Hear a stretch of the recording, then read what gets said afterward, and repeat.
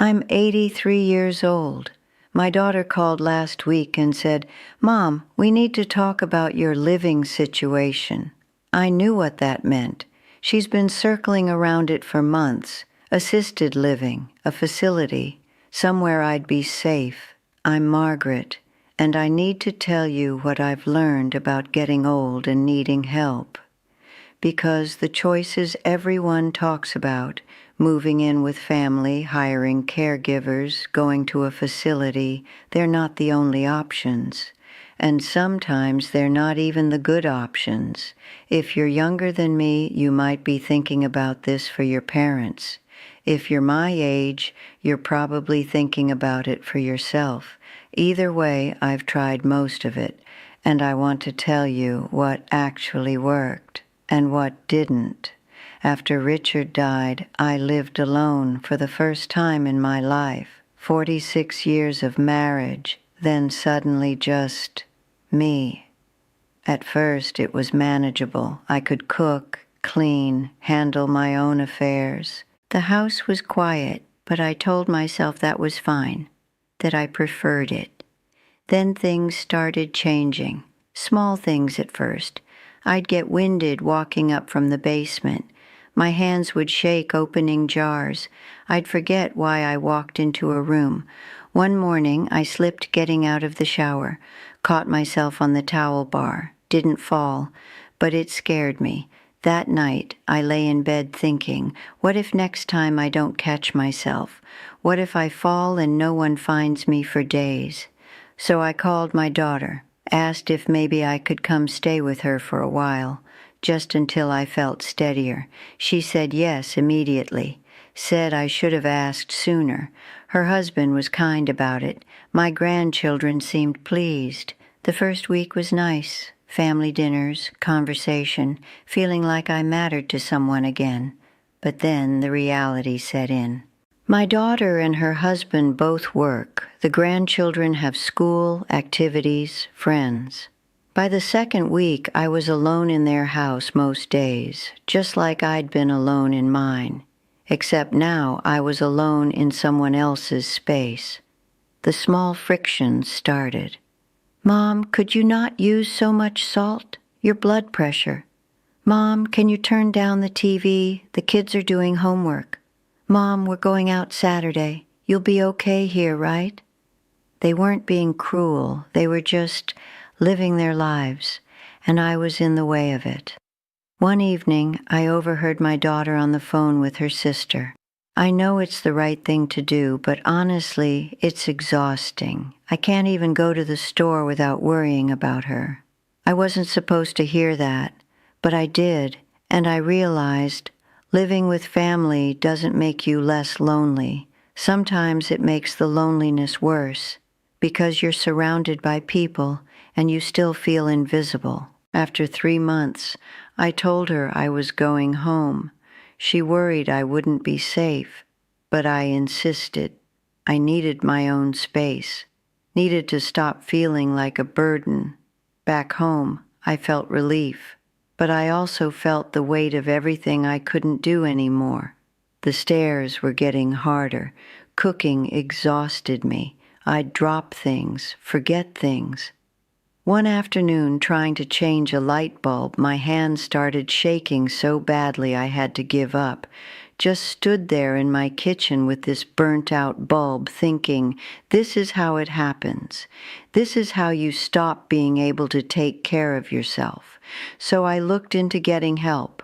A woman who could come a few times a week, clean, cook, run errands. The first one was named Patricia. Nice woman, mid-50s, efficient. At first, it felt strange having a stranger in my house, touching my things, reorganizing my kitchen. But I adjusted, and it helped, for a while. Then the bills started coming. Even part-time help cost $3,000 a month. My Social Security covered maybe a third of that. I had savings, but watching that account drain month after month, I couldn't sustain it. And there were other problems, small things that added up. I like doing dishes right after meals. Patricia preferred to let them sit. I like my towels folded a certain way. She had her own system. Little differences, but they bothered me because it was my house and suddenly I was adjusting to someone else's preferences in my own home. Then Patricia left. Family emergency. Couldn't come back. So I had to start over with someone new, different person, different habits, different everything. The third one lasted a month, the fourth, 2 weeks. Every time someone new walked through my door, I had to explain everything again, where things went, what I needed, how I liked things done. I was exhausted, and still spending money I couldn't afford to spend, so I canceled the service. Now I was out of options, or so I thought. My daughter found a place, assisted living facility about 20 minutes away, $3,000 a month. Clean, good reputation, medical staff on site. She suggested I try it for a month. Just to see Mom, I agreed, mostly because I was tired of trying to figure it out alone. The day I moved in felt strange, like checking into a hotel, except I wasn't leaving. My room was small, clean but impersonal, nothing like home. The first few days weren't terrible. I met other residents. We played cards, had meals together. The food was decent. But by the end of the first week, I started feeling trapped. Wake up at 6:30, breakfast at 7:30, lunch at noon, dinner at 5. I've never eaten dinner at 5 in my life, but that's when they served it. I like reading late at night, always have. But at 9, the hallway lights would dim. If they saw light under my door, someone would knock. Mrs. Turner, it's time to sleep now.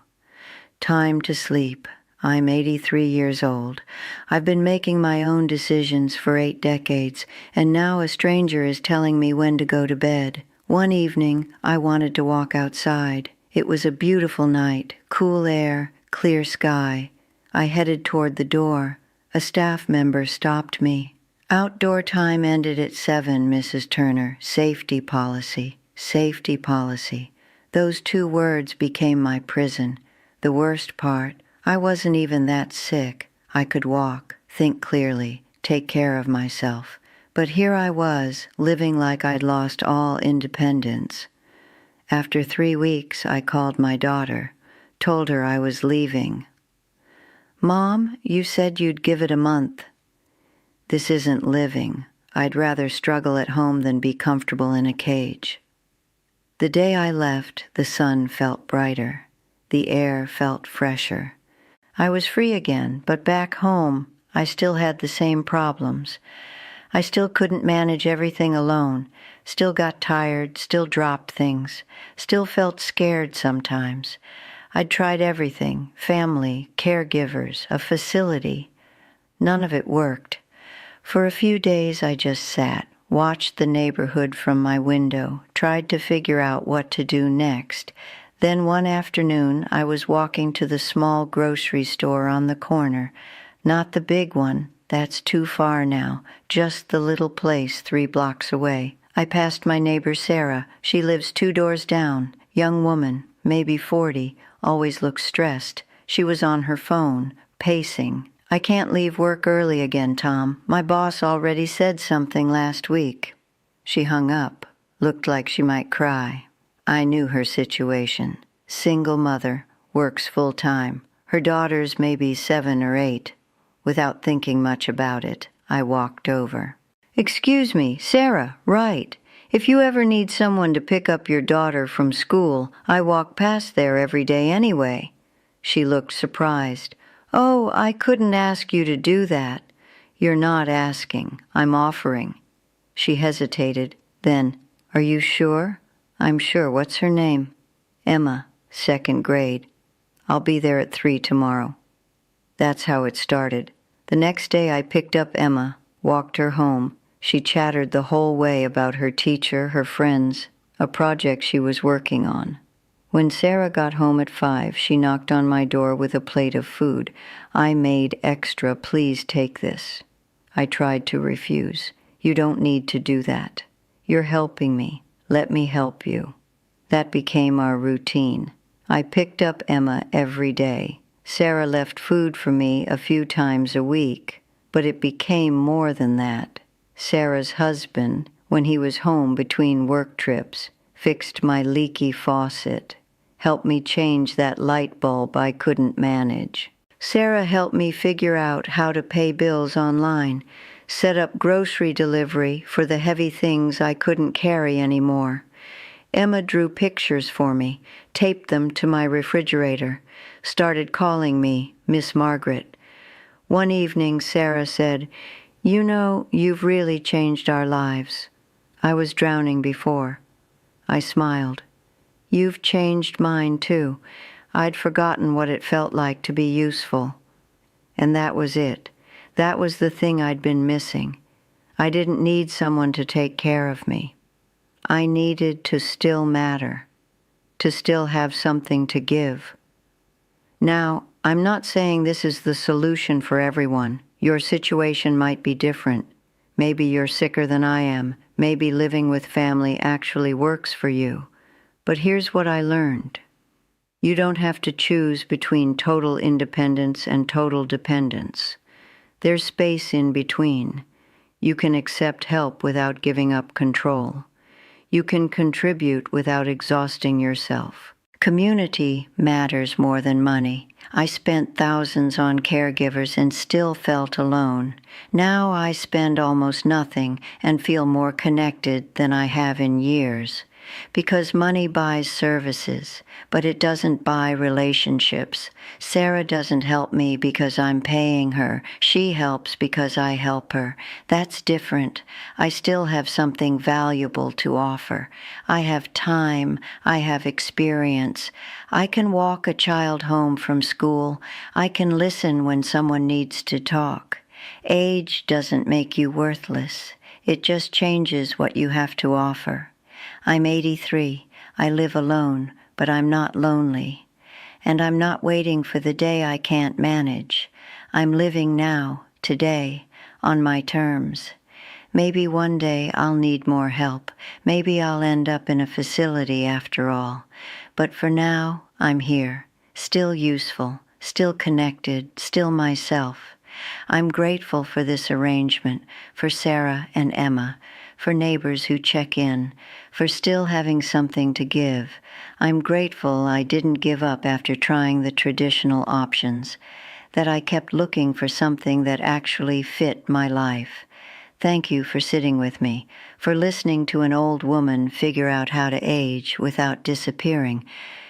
If you want to sit with me again, I'll be here. Still working it out. Still finding my way. Take care of yourself, however that looks for you.